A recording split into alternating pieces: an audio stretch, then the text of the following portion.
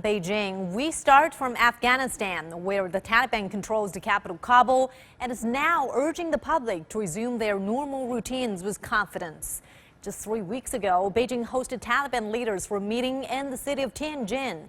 CGTN's Wang Tianhui tells us China's latest responses to the unprecedented events of the weekend. A new chapter in Afghanistan's torturous history unfolds as the Taliban claims victory and prepares to lead the war-torn nation.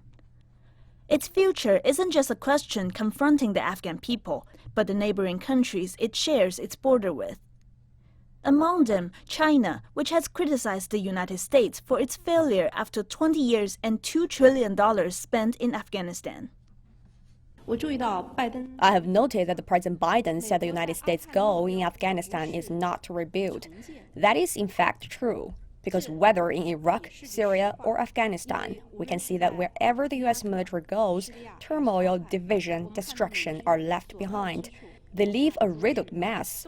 The strength and role of the United States is destruction, not construction.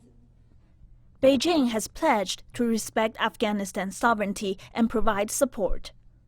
The current situation is the result of Washington's failed policy towards Afghanistan. China respects Afghanistan's sovereignty, independence, and territorial integrity. We will not interfere in its internal affairs and will have extensive contacts with all factions and be friendly with all Afghan people. While other countries led by the U.S. have pulled out following the fall of Kabul, China, Iran, Pakistan, and Russia are among the few embassies that have continued to operate. Beijing says the Chinese embassy in Afghanistan is secure and has assisted its citizens wishing to return to China. We also keep the people's safety in mind. Throughout the process, we should fully safeguard China's interests, ensure the peace and security of China's border, and safeguard the lives and property of our embassies, institutions, and personnel in Afghanistan. China and Russia's foreign ministers on Monday discussed the weekend's sudden turn of events that led to the Taliban's takeover.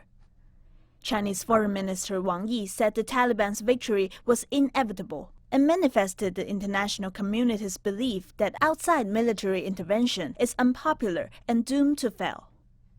China and Russia have agreed to stand together to protect their interests, while calling on the Taliban to form an open and inclusive political structure and push back against terrorism. Foreign Minister Wang also exchanged views with U.S. Secretary of State Antony Blinken on Monday.